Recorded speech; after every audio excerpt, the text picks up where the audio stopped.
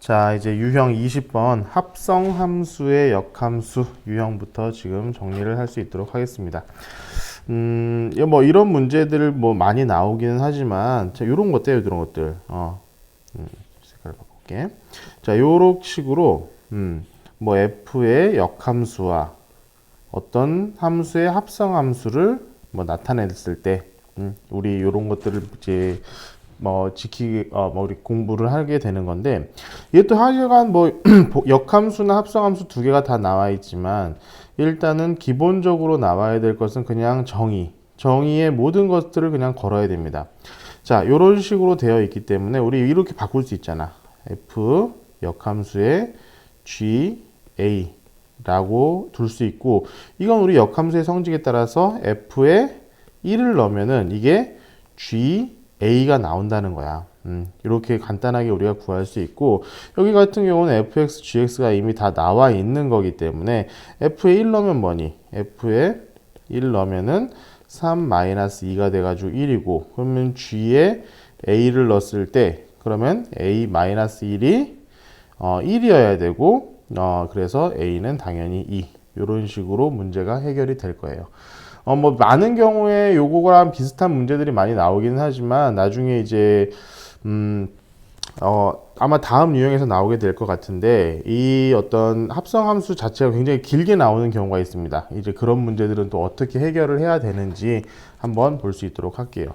자, 역함수의 뭐 성질이라는 유형으로 나와 있기는 한데, 뭐 일단 역함수의 성질 가장 역함수를 풀 때 가장 대표적인 것은 결국엔 그래프, 그리고 또 하나는 뭐냐면은 f의 역함수 뭐 a가 b라면은 f의 b는 a다. 이렇게 나눠 가지고 생각해야 되는 거. 요거 두 가지가 가장 역함수를 해결하는 가장 큰 방식인데, 자, 요런 문제들. 합성함수 뭐 이런 것들은 엄청 많이 나와 있잖아. 근데 합성함수의 역함수, 아까 지금 유형에서 간단하게 설명을 해줬어야 되는데 내가 잠깐 누락을 했는데, 합성함수의 역함수는 이렇게 생각을 해야지. 우리 f, g라는 합성함수의 역함수가 있다면은 우리 이거 어떻게 바뀝니까? g의 역함수에 f의 역함수. 자, 이 역함수가 이 f에도 영향을 주고 g에도 영향을 주는데, 이게 전개가 되면서는 이 f와 g의 위치까지 바뀌는 요런 것까지 우리가 좀 기억을 해줘야 돼요. 물론 뭐 이것은 뭐 어떤 함수의 어떤 정의를 통해서도 설명이 가능하긴 하지만, 뭐 굳이 설명할 필요가 없이 요건 이렇게 외우는 게 좋아. 그리고 두 번째, 어떤 함수가 있고, 그리고 그 함수의 역함수를 합성함수를 하면 우리는 이게 뭐가 됩니까? 요것도 암기를 하고 있어야 돼. 항등함수가 돼요. 따라서 어떤 함수가 있고 이 역함수가 존재하고 x가 되면은 항등함수니까 뭐야? x가 그냥 그대로 나온다는 거야. 우리 요거는 이런 식으로도 알고 있어야지. 자, 이게 어떤 함수와 어떤 함수가 두 개의 함수가 역함수의 관계에 있다라는 거. f, g, x는 x다. 이 역함수에서 문제 설명하면서 분명히 얘기해줬던 기억이 날 거예요. 요것도 반드시 기억을 해주고 있어야 되고, 실제로 이렇게 함수 막 여러 개로 나와 있는 것들은 대부분 이런 것들의 어떤 공식들을 이용을 해가지고 단순화시켜서 해결을 하는 것이 거의 대부분의 경우입니다. 요거 한번 보자고. f 역함수 g, f의 역함수 또 f의 8 요거를 구해 봅시다. 근데 우리 요거 있으면은 이것을 전개를 해주는 거야. 자, 요거 이용해 가지고 자, f 그리고 자, f랑 g 위치가 바뀌면서 역함수가 된다고 그랬지? 그러면은 f의 역함수, g의 역함수, f의 8 요런 함수가 되고, 자, 얘는 뭐야? 항등함수잖아. 항등함수는 원래 그냥 그 값 그대로 나오는 거기 때문에 더 이상 함수로서 우리가 생각할 필요가 없어. 생각할 필요가 없기 때문에 실제로 우리가 처음에 나왔던 문제의 조건은 결국엔 그냥 g의 역함수 f의 8 요걸 넣어주면 된다는 겁니다. 이것도 g 나와 있으니까 역함수 실제로 구해야지. 물론 그래도 상관은 없어. 근데 이것은 좀 쉽게 가보자고.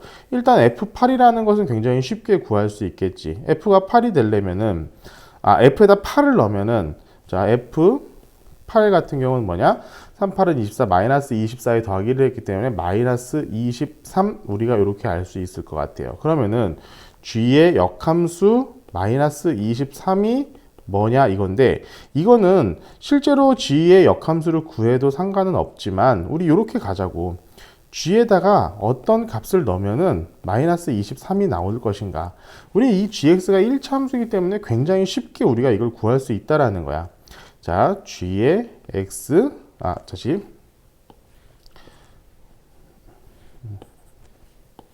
자, g에 어떤 수를 넣어야지만이 마이너스 23이 나올 것이냐. 자, 이거는 뭐야? 자, 4x 플러스 1이 마이너스 23이고 4x가 마이너스 24가 되는 거기 때문에 x는 아주 간단하게 마이너스 6. 이렇게 나올 수 있잖아요. 우리가 구하고자 하는 게 이거 아니야? 이 물음표? 이거 x. 여기 답은 마이너스 6이다. 우리 이렇게 구할 수 있어요. 자, 요런 문제 굉장히 자주 출제가 됩니다. 자, 요런 식으로 해가지고 우리 함수를 좀 복잡하게 꼬아 놓은 것처럼 보이긴 하지만 실질적으로 전혀 꼬아진 문제는 아니에요. 그렇기 때문에 뭐 문제 잘 나온다는 거 잘 기억을 하고 있읍시다. 자, 합성함수도 마찬가지고 하지만 우리 역함수 같은 경우도 이렇게 그래프로 나타내는 게 요즘 굉장히 큰 트렌드이기도 해요. 그러다 보니까 한번 우리 문제를 한번 해석하고 풀어볼 수 있도록 할게. 자, 요거잖아요, 요거. 이거를 나타낸 거죠. 자, f-1 합성함수 f-1의 c의 값을 우리 구해 보시라. 요거잖아. 근데 그러면은 봐봐. 우리 뭐 방법은 다양하게 우리가 할 수 있을 것 같아. 그러면은 이것은 첫 번째 방법은 간단하게 가봅시다. 자, f-1에 f-1c 요 값을 구해라 한대. 일단 요것을 우리가 구해야겠지. 그럼 f-1의 c는 우리가 만약 k라고 둔다면은 fk가 c잖아. 이게 가장 쉬운 방법이 되겠네. 우리가 구해야 될 건 k야, k. 그러니까 문제 이제 그래프를 조금 확대를 시켜볼게요. 자, 어떤 수를 넣었을 때 우리가 c가 나올 것이냐? c는 어디야? c는 여기잖아. c. 근데 fx라는 함수는 요 밑에 있는 곡선이야, 곡선. fx에다 뭘 넣어야지 c가 나오겠니? fx에다가 x에다가 d를 넣어야지만이 c의 값이 나오지 않겠어? 그래서 얘는 결국엔 뭐냐? 이 k는 d라는 거야. 그럼 여기가 뭐야? 얘가 d라고. 그러면은 f 역함수 d를 다시 구해야 돼. 이것들을 우리 다시 한번 뭐 t라고 한번 더 봅시다. 그럼 f t는 d 이러는 거. 우리가 지금 최종적으로 구해야 될 건 t야, t. 그러니까 봐봐. 얘가 d잖아, d. d가 나오려면은 띵띵띵띵 여기가 d네. 그지? 여기가 d. 이 d가 나오려면 fx에는 뭐가 들어가야 되겠어? 2가 들어가야지 d가 나오겠지. 2가 들어가야지만이 d가 나오기 때문에 실제로 우리가 최종적으로 구하고자 하는 t는 결국 2예요. 2.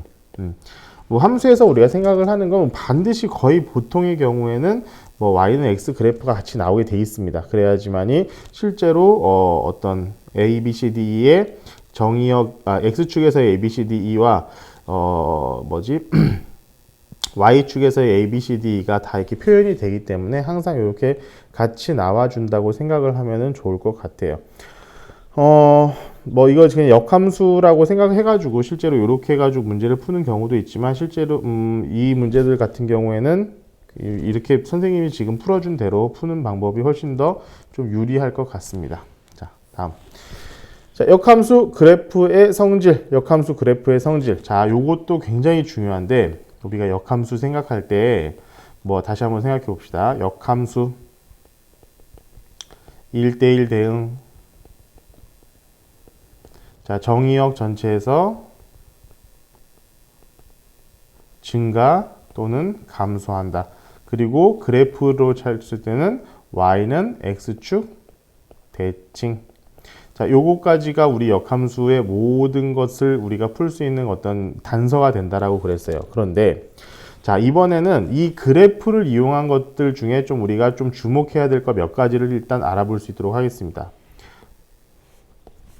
fx랑 x축이랑 y축이랑 이렇게 쭉 되어 있을 때 얘가 y는 x야. 일단 만약에 내가 어떤 증가함수를 한번 이렇게 그려볼게. 이런 fx라는 증가함수가 있습니다. 그럼 얘의 역함수를 내가 한번 빨간색으로 그려본다면은 빨간색의 그래프는 이렇게 되겠죠? fx는 y의 대칭일 테니까. 그러면은 우리가 여기 이제 이것이 f 이제 마이너스 1x라고 했을 때 우리가 한번 생각을 해보자고. 자, fx라는 녀석과 f 마이너스 1x 이 역함수는 과연 어디에서 만날 것이냐?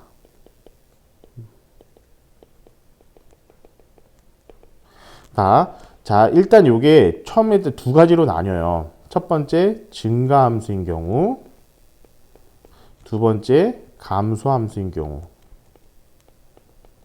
자, 증가함수 같은 경우에는 한 가지밖에 없어요. 무조건 x는 y, 요 직선 위에서 만납니다. 어디서 만나? 여기서 만났잖아. 그리고 또 여기서 만났잖아. 무조건 여기서 만나요. 자, 그런데 감소함수 같은 경우는 그렇지가 않아. 감소함수는 물론 x는 y에서도 만나. 여기서 무조건 만나는데 x, y가 아닌 곳에서도 하나 정도 만날 수가 있는 경우가 있어요. 자, 그런 경우를 지금 내가 하나 예를 들어줄게. 어떤 함수냐면은, 네, 지금 이 함수가 정확히 맞는지 기억이 지금 가물가물한데 한번 봅시다. 자, 어떤 함수냐면은, 자, 요런 함수가 있어요. 이게 뭐냐면은, y는 루트 1 마이너스 x야. y는 루트 1 마이너스 x. 그리고 이것에 대한 역함수가 되는 것이 뭐냐면은, 이런 식으로 되나? 이렇게 돼가지고는, 얘가 y는 마이너스 x제곱 플러스 1, 아마 요게 이렇게 될 거예요. 그래서 얘는 지금 이런 함수가 되고, 좀 이상하다 그림이. 다시 한번 좀 이게 사실은 되게 좀 그리기가 애매해. 자, 얘는 뭐야? 여기를 1을 지나고 또 여기도 1을 지나요. 얘가 0이면 1이잖아. x가 0이면 1이고 y가 0이면 x는 1이잖아. 그래가지고 요 점과 요 점을 지나는데, 자, 이쁘게 매끈하게 가는 게 아니라 이런 식으로 가게 될 거야. 그리고 얘는 2차 함수인데 위로 볼록한 2차 함수고 이 x축의 방향으로만 1만큼 위로 올라가 있는 요런 함수가 이렇게 된다고. 그래서 실제로 요 두 함수 같은 경우에는 여기에서 x, y인 점에서도 분명히 만나기는 하지만 여기 0,1 그리고 1,0 요 두 점에서도 만난다는 거예요. 그러니까 x, y에서도 분명히 만나 이 점에서. 그런데 그 점이 아닌 두 점에서도 만날 수 있다. 우리 요것을 기억을 하고 있어야 됩니다. 이거 실제로 작년 평가원 모의고사에서 29번 문제로 실제로 출제가 됐었던 문제예요. 역함수 문제로서 좀 어렵게. 하지만 우리가 요거 감소함수에서는 여기서 이렇게 만날 수 있다. 증가함수에서는 여기에서만 만난다. 요걸 안다고 하면은 실제로 문제 푸는데 굉장히 쉬웠을 거예요. 근데 이것을 이제 그때 당시만 해도, 지금은 이제 기출 문제니까 많이들 알고 있겠지만 그때 당시만 해도 많이 알고 있는 내용이 아니었기 때문에 학생들 굉장히 힘들었었던 기억이 납니다. 자, 그래서 문제는 어떻게 푸느냐? 자, 함수 4분의 1 x-3과 그의 역함수가 그래프의 교점의 좌표가 a, b일 때 a, b의 값은, 자, 봅시다. fx가 4분의 1 x-3이래. 이거 무슨 함수? 자, 증가함수.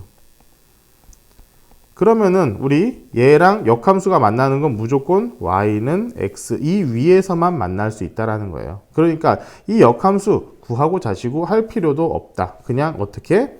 4분의 1 x-3과 x가 같은 점을 찾으면 돼요. 이거 같으면 어떻게 되겠니?